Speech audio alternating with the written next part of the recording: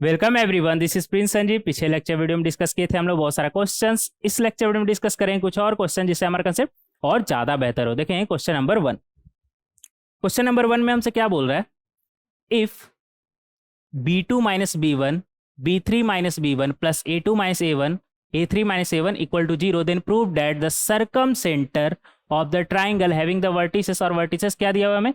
a1 comma b1 a2 comma b2 a3 comma b3 is a2 plus a3 upon 2 comma b2 plus b3 upon 2। हमें यहाँ पर triangle का तीनों vertices दिया हुआ है और हमें प्रूफ करना है कि इस ट्राइंगल का जो सर्कम सेंटर है वो क्या है हमारा? a2 plus a3 comma 2 a2 plus a3 upon 2 comma b2 plus b3 upon 2। हमें यहाँ पर इसे सर्कम सेंटर प्रूफ करना है। कैसे करेंगे देखेंगे यहाँ पर, और एक कंडीशन भी दिया हुआ है यहाँ पर। तो ऐसा करते हैं ना, इधर देखिएगा। पहला क्या बोल रहा है हमारा? a1 कॉमा b1, एक वर्टिसेस है a1 कॉमा b1 और दूसरा वर्टिसेस क्या है हमारा? a2 कॉमा b2 और तीसरा वर्टिसेस क्या है हमारा? थोड़ा बड़ा कर लेते हैं यार इसे।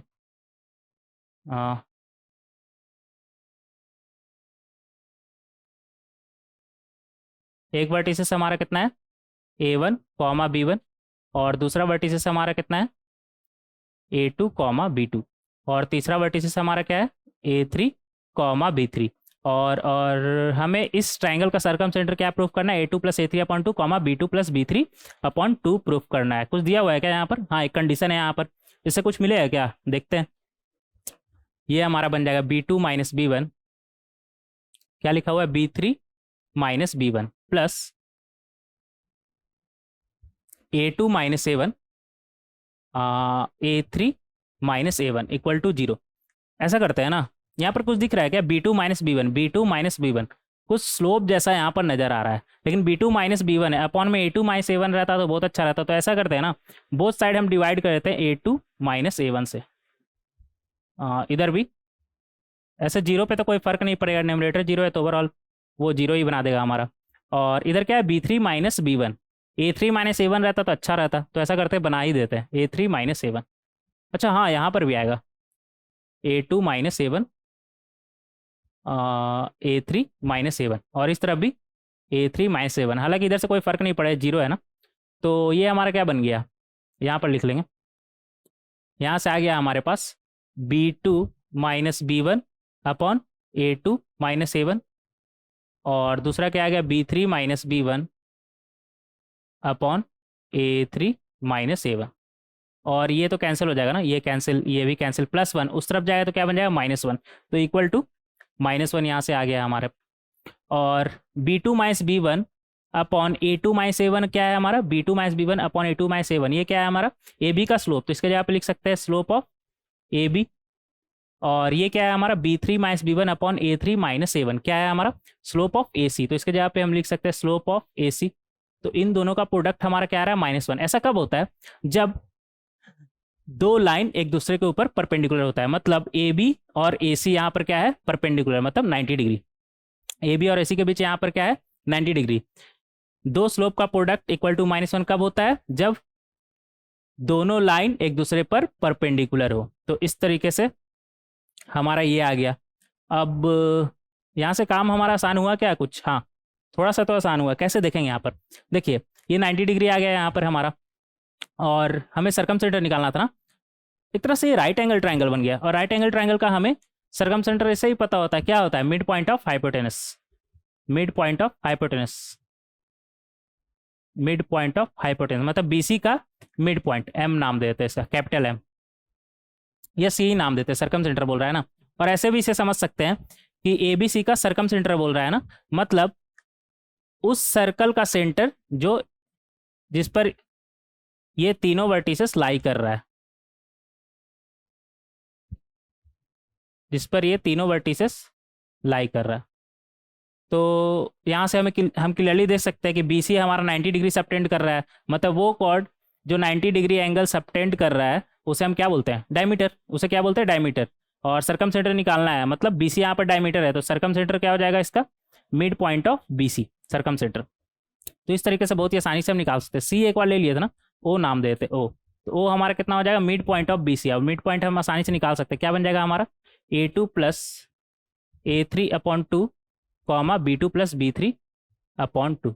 दोनों में से किसी भी तरीके से आप इसे सोच सकते हैं। एक तो पहला ये कि ये हमारा राइट एंगल ट्रायंगल है, तो राइट एंगल ट्रायंगल में पहले ही देख चुके हैं कि मिड पॉइंट ऑफ हाइपोटेनस हमारा क्या होता है, सर्कम सेंटर। और ऐसे भी डायरेक्ट यहाँ पर आप देख सकते हैं, जब आप सर्कल ड्रॉ करेंगे तो आपको क्लियरली दिख जाएगा कि ये 90 डिग्री सबटेंड कर रहा है यहाँ पर, मतलब बीसी क्या है यहाँ पर, डायमीटर। और डायमीटर का मिड पॉइंट ही तो हमारा होता है क्या, सर्कम सेंटर। तो इस तरीके से बहुत ही आसानी से हम सर्कम सेंटर निकाल सकते हैं, और ये हमें प्रूव भी करना था, हेंस प्रूव। तो इस तरीके से बहुत ही आसानी से क्वेश्चन नंबर 1 को हम सॉल्व कर सकते हैं। आगे बढ़ेंगे क्वेश्चन नंबर 2।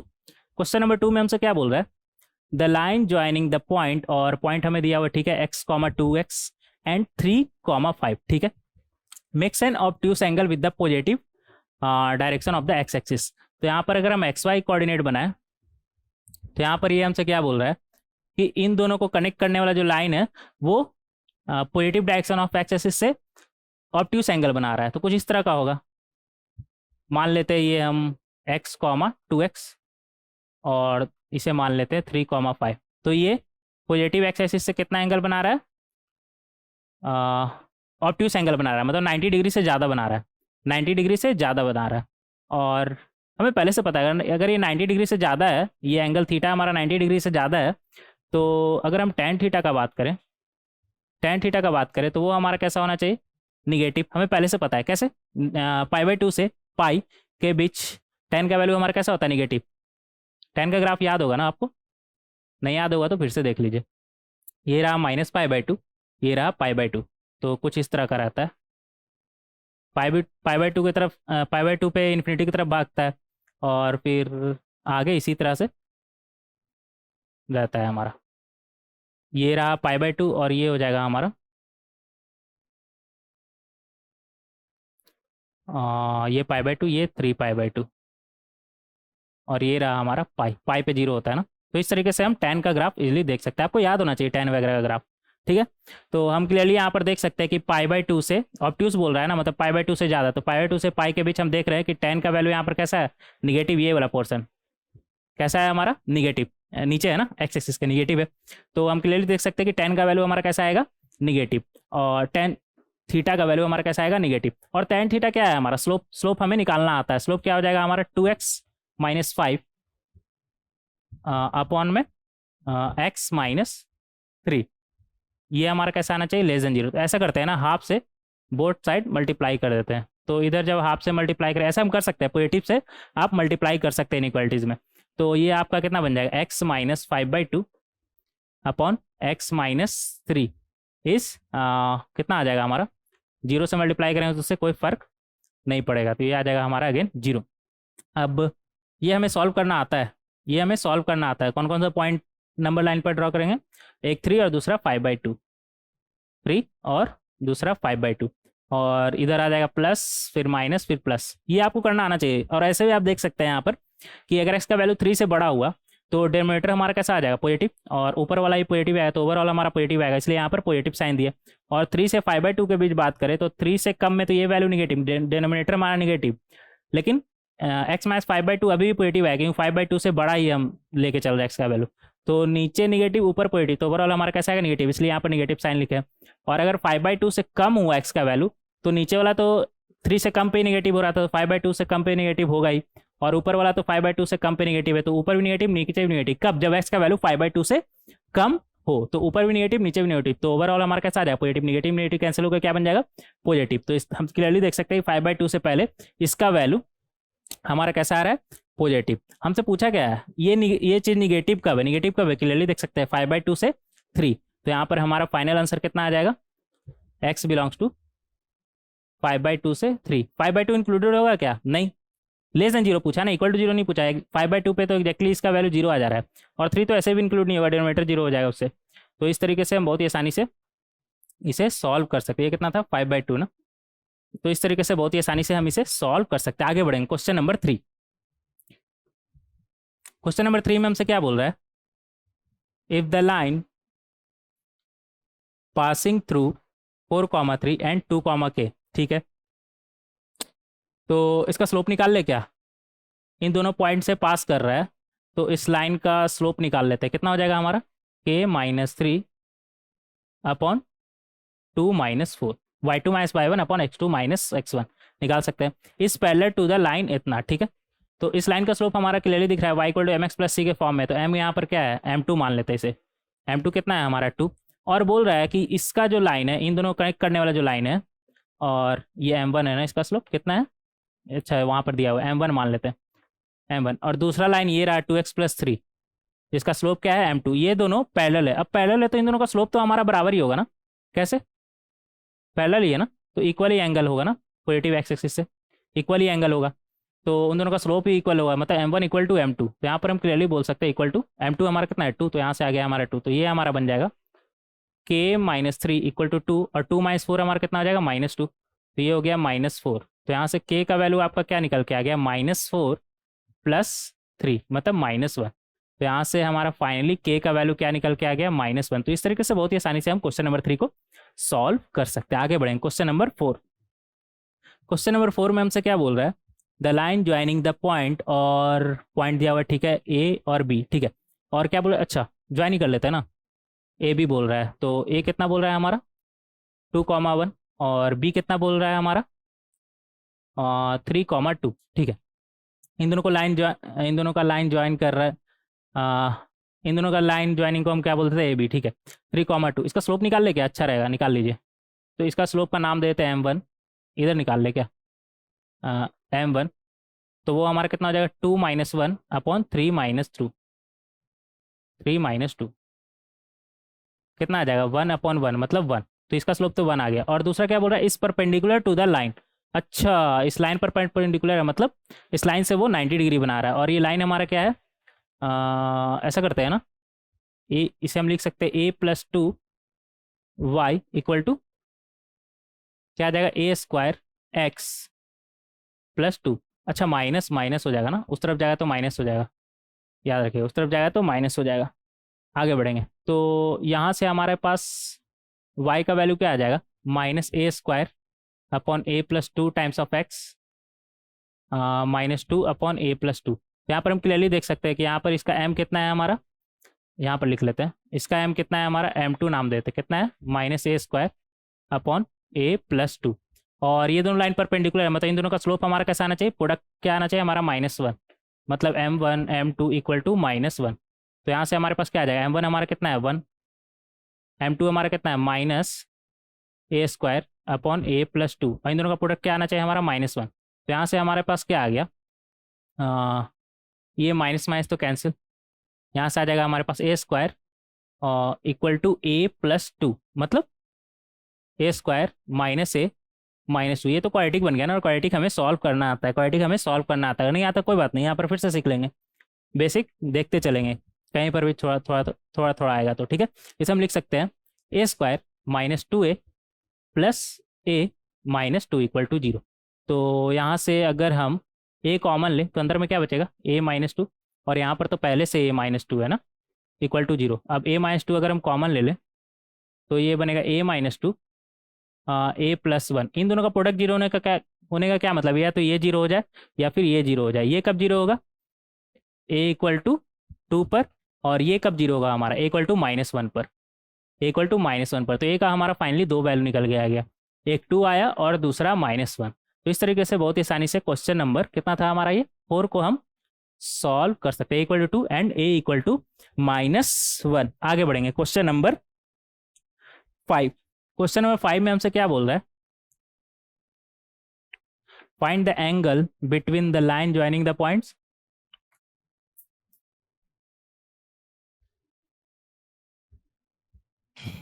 पेन गिर गया,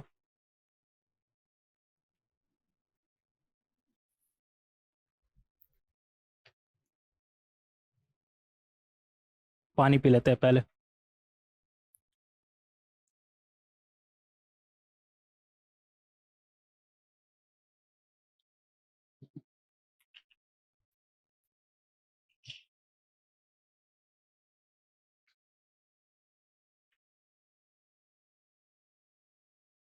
क्या बोल रहा है यहाँ पर, find the angle between the line joining the points, और पॉइंट क्या है, कितना है हमारे पास find the angle between the line joining the point, और ये पॉइंट हमें दिया हुआ है तो इसका स्लोप निकाल सकते हैं क्या? इन दोनों को कनेक्ट करने वाला स्लोप निकाल लेते हैं। जैसे यहाँ पर क्या बोल रहे हैं, एंगल इन दोनों लाइन के बीच, तो इसे मान लेते हैं m1 और इसे मान लेते हैं m2। तो एक तो थीटा होगा, दूसरा पाई माइनस थीटा होगा, ठीक है, अगर थीटा एक एंगल है तो यहाँ से इसका स्लोप निकाल लेते हैं, इसे m1 मान लेते हैं। स्लोप कितना बनेगा हमारा 2 माइनस 2 अपॉन 3 -1, कितना हो गया 4/2, मतलब 2। यहाँ से तो m1 आ गया हमारा 2, और इस लाइन का स्लोप निकाल सकते हैं। क्या है हमारे पास, यहाँ से आ जाएगा 2y इक्वल टू एक्स को उस तरफ भेजेंगे -x + 7, ठीक है। तो यहाँ से y का वैल्यू हमारा क्या आ जाएगा, y का वैल्यू आ जाएगा -x/2 + 7/2। यहाँ पर हम क्लियरली देख सकते हैं कि यहाँ से हमारा स्लोप कितना आ रहा है। अगर इसे m2 बोल दे तो स्लोप कितना है हमारा -1/2। हमें चाहिए क्या है यहाँ पर, अच्छा एंगल चाहिए ना, एंगल देखते हैं यहाँ पर, इसे यहाँ तक अलग ले लेते हैं, ठीक है। आगे देखेंगे, हमें एंगल चाहिए ना, tan थीटा कितना बताया था मैंने, m2 - m1 अपॉन 1 प्लस, अच्छा यहाँ पर तो ये भी नहीं करने की जरूरत है यार, कैसे, m1 हमारा कितना है 2 और m2 कितना है हमारा -1/2, इन दोनों का प्रोडक्ट तो हमारा -1 है, तो ये सब करने कितने, अच्छा फार्मूला लिख रहे हैं तो फार्मूला लिख ही देते हैं, हालांकि इसका कोई ज़रूरत नहीं है, ठीक है।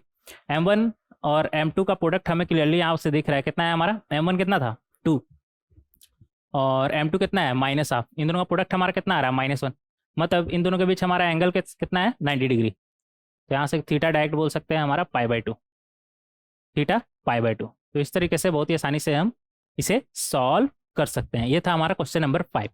अच्छा फॉर्मूला लगाने के पहले आप ये देख लीजिए कहीं ये m1 m2 इक्वल टू -1 तो नहीं है। आगे बढ़ेंगे, क्वेश्चन नंबर कितना था 5 था ना 6।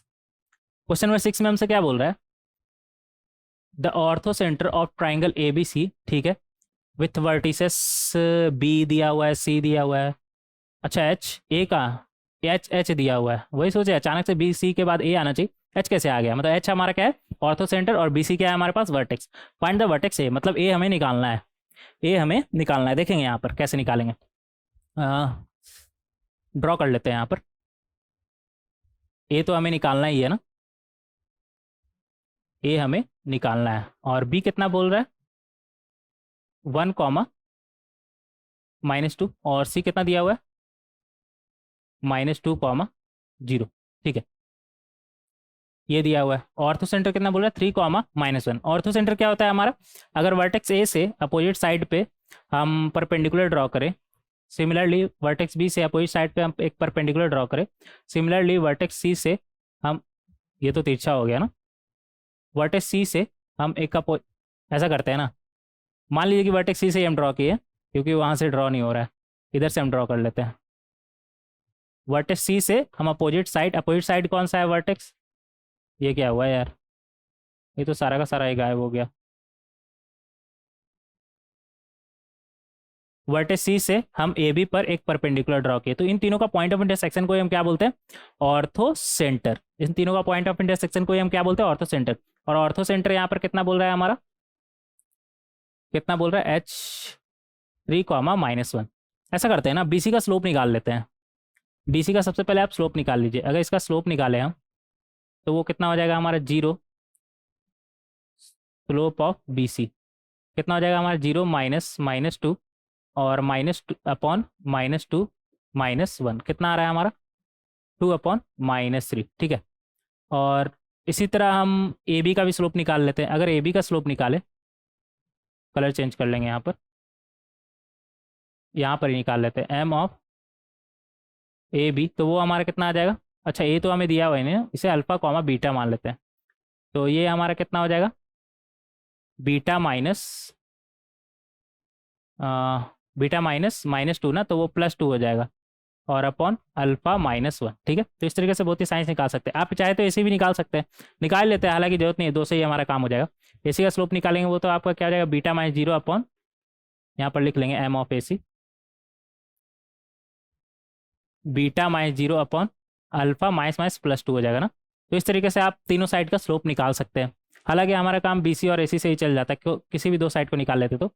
और हाँ, तो ध्यान देने वाली बात यहाँ पर ये है हमारा कि इसका नाम दे दे क्या, BCDEF नाम देते हैं, ठीक है, DEF, इन तीनों पॉइंट का नाम दे देते हैं DEF। तो यहाँ पर आप देख सकते हैं स्लोप ऑफ AD और स्लोप ऑफ BC का प्रोडक्ट हमारा कितना आना चाहिए, -1, परपेंडिकुलर है। और स्लोप ऑफ AD आप कैसे निकाल सकते हैं, 2 पॉइंट है यहाँ पर आपके पास A और H, उससे निकाल सकते हैं। क्या आ जाएगा आपका, यहाँ पर लिखेंगे स्लोप ऑफ, यहाँ से आ जाएगा आपका बीटा माइनस माइनस माइनस रहने देते हैं -1, और अल्फा माइनस कितना है हमारे पास 3, 2 पॉइंट है ना, तो 2 पॉइंट हमें लाइन पर मिल गया, तो उससे हम स्लोप इजिली निकाल सकते हैं। तो इस तरीके से आप बहुत ही आसानी से AD का स्लोप निकाल सकते हैं। और दूसरा क्या है हमारे पास, स्लोप ऑफ BC, जो कि हम पहले से ही निकाल रखे हैं 2/-3। इन दोनों का प्रोडक्ट क्या आना चाहिए हमारा, -1। तो यहाँ से हमारे पास क्या आ जाएगा, बीटा +1, अच्छा 2 टाइम्स है ना, तो 2 बीटा +2 इक्वल टू, ये माइनस माइनस तो कैंसिल, तो ये हमारा कितना हो जाएगा 3α -9। तो यहाँ से हमारा 2 बीटा का वैल्यू आ जाएगा 3α -9, और उस तरफ -2 जाएगा तो हमारा क्या बनेगा -11। तो इस तरीके से हम 2 बीटा का वैल्यू बहुत ही आसानी से अल्फ़ा के टर्म में निकाल सकते हैं। और यहाँ पर अगर हम देखें तो AB का स्लोप और CF का स्लोप का प्रोडक्ट हमारा कैसा आना चाहिए, -1।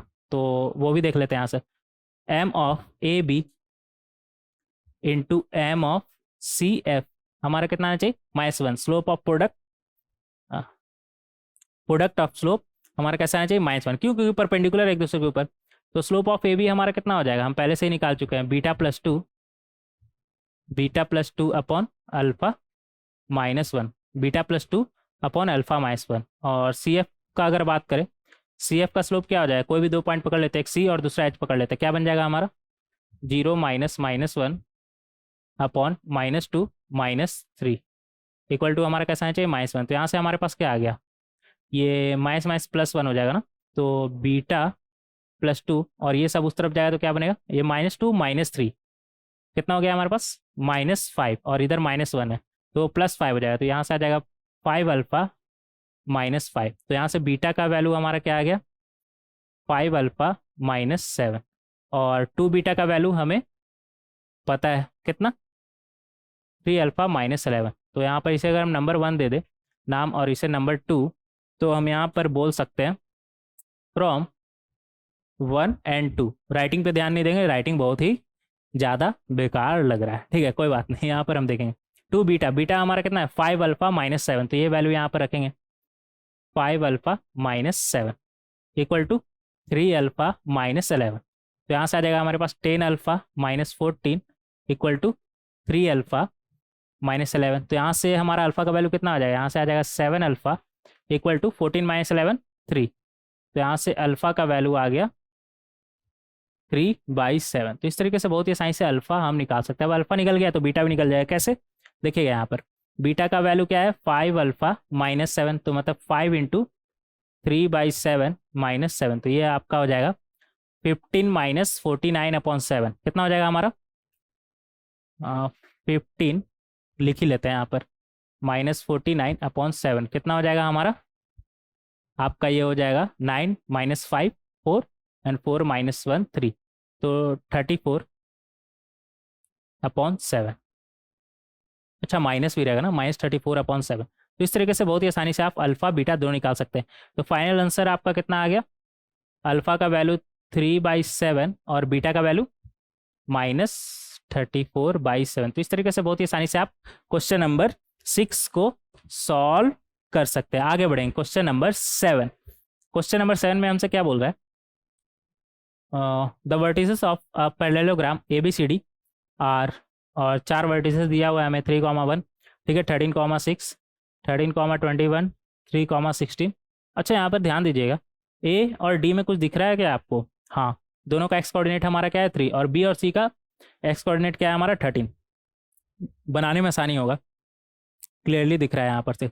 और आए क्या बोल रहा है हमसे, if a line passing through the origin, ऐसा करते हैं ना ABCD सबसे पहले बना लेते हैं फिर आए क्वेश्चन पढ़ेंगे, ठीक है।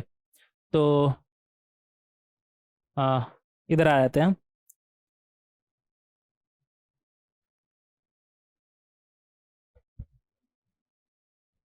तो यहाँ पर क्या बोल रहा है 3,1 ना, तो कहीं यहाँ पर होगा,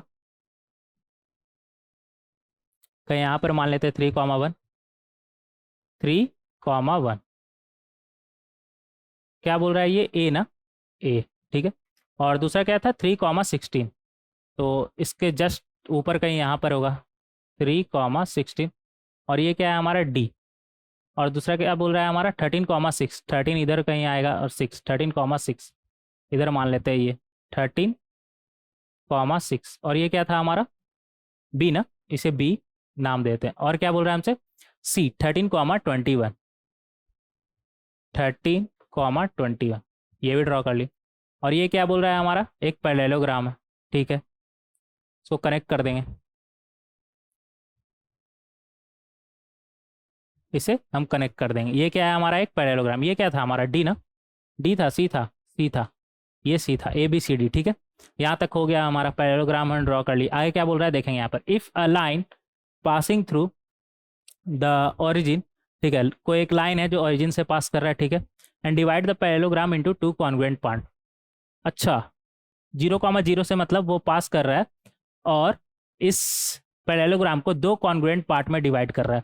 ऐसा हो सकता है क्या कि ये 0,0 से निकले, इसका नाम ही देते ओरिजिन, ओ से निकले ए पर जाए और फिर सी, ये सी था हमारा, ये क्या है हमारा सी, ये क्या है हमारा सी, ये वाला पॉइंट सी पर कट करें, देख लेते हैं। अगर ऐसा होगा, अगर मान लेते हैं ये होता है हमारा, जैसे ये पॉइंट, ऐसा ऐसा हो सकता है क्या, फिर तो डायरेक्ट दिखेगा कॉन्ग्रुएंट हो जाएगा हमारा, ये डायगोनल हो जाएगा हमारा। ऐसा हो सकता है क्या, देख लेते हैं। अगर ऐसा होगा तो इसका स्लोप ए ओ का स्लोप एम ऑफ ए ओ हमारा कितना आ रहा है 3,1 था ना, तो 1-0 अपॉन 3-0 कितना आ गया 1/3। और अगर ये क्या था हमारा सी था ना, अगर ए सी का स्लोप निकाले तो वो कितना आ रहा है, ए सी का स्लोप निकालेंगे तो वो कितना आएगा हमारा 21, 21-1 अपॉन 13-3, तो ये आ गया हमारा 20/10 इक्वल टू 2 ना। ये ए से पास नहीं हो रहा है, इतना तो श्योर है, ये ए से पास नहीं हो रहा है, ये गलत है, हटा दीजिए ऐसे, ये ए से पास तो नहीं हो रहा है। अगर ए से पास होता है स्लोप हमारा सेम आता ना, ये कितना था हमारा 3,1, ये नहीं हो रहा है। तो एक ही पॉसिबिलिटी फिर बचता है, कुछ इस तरह का हो सकता है,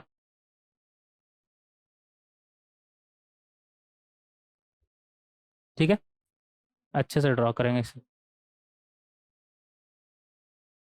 ये स्ट्रेट लाइन है, इमेजिन कर लीजिएगा स्ट्रेट लाइन है, ड्रॉ नहीं हुआ अलग बात है, कुछ इस तरह का स्ट्रेट लाइन होगा हमारे पास, जो इसे यहाँ पर कहीं कट करेगा, इसे कहीं यहाँ पर कट करेगा। अब हो सकता है, ठीक है, हाँ ये दोनों साइड तो बराबर है, कॉन्ग्रुएंट होने के लिए कुछ तो बराबर होना चाहिए ना, ये बराबर है और आपका ये, इसमें सिर्फ एक ही मार्क दीजिए, फिर ये दोनों बराबर हो जाएगा और फिर ये और ये बराबर हो जाएगा, तब कॉन्ग्रुएंट होगा। एक ही पॉसिबिलिटी है, ठीक है, आगे बढ़ेंगे। तो ये पॉइंट हमारा कितना था 13,21। अच्छा, यहाँ पर ये इसे कट कर रहा है, तो इसे इसका एक्स कोऑर्डिनेट तो 13 ही होगा, तो इसका इस पॉइंट का हम निकालेंगे, इसका नाम रख देते हैं ई, या पी नाम रख देते हैं, इसका नाम रख देते हैं पी। तो पी हमारा कितना हो जाएगा 13 कॉमा, और एक्स कोऑर्डिनेट तो सेम रहेगा, और ये 13,21 था ना सी, तो इससे मान लेते हैं एक्स कम है, तो इसका नाम देते हैं 21-x, मान लेते हैं एक्स डिस्टेंस नीचे है, और ये दोनों बराबर है ना, अगर ये एक्स डिस्टेंस नीचे है तो ये एक्स डिस्टेंस ऊपर होगा, तो ये कोऑर्डिनेट हमारा कितना हो जाएगा, इसका नाम देते हैं क्यू। ये कोऑर्डिनेट हमारा कितना हो जाएगा, एक्स कोऑर्डिनेट तो 3 ही रहेगा, और वाई कोऑर्डिनेट कितना हो जाएगा 1+x। तो इस तरीके से निकाल सकते हैं। और हमें पता है कि इधर आ जाए क्या, इधर आ जाते हैं, हमें पता है कि अगर हम स्लोप निकाले, ओ स्लोप निकाले किसका, ये हटा दे क्या, इसका तो जरूरत है नहीं, इसका तो जरूरत है नहीं, इसे हटा देते हैं। ये तो चेक कर रहे थे क्या ए से पास हो सकता है क्या, अगर स्लोप दोनों का बराबर आता है तो फिर तो ए से ही पास करता है। देखेंगे यहाँ पर क्या निकाल रहे थे हम, ये ओ है और ये क्यू है ना, स्लोप ऑफ ओ क्यू हमारा कितना हो जाएगा 1+x-0/3-0 कितना आया 1+x/3। सिमिलरली अगर हम slope of O O P निकाले, ओ पी, तो वो हमारा कितना आ जाएगा 21 minus x minus zero upon 13 minus zero. तो ये आ गया 21 minus X upon 13 minus zero. ये दोनों तो बराबर होना चाहिए ना, एक ही लाइन पे है सब पॉइंट। तो यहाँ से हम क्लियरली बोल सकते हैं 1 plus X upon 3 equal to 21 minus X upon 13 minus zero, तो 13 ही होता है ना। तो यहाँ से हमारे पास क्या आ गया 13 plus 13x equal to 3 times 21 मतलब 63। 63 थोड़ा नीचे लिख लेंगे इसे,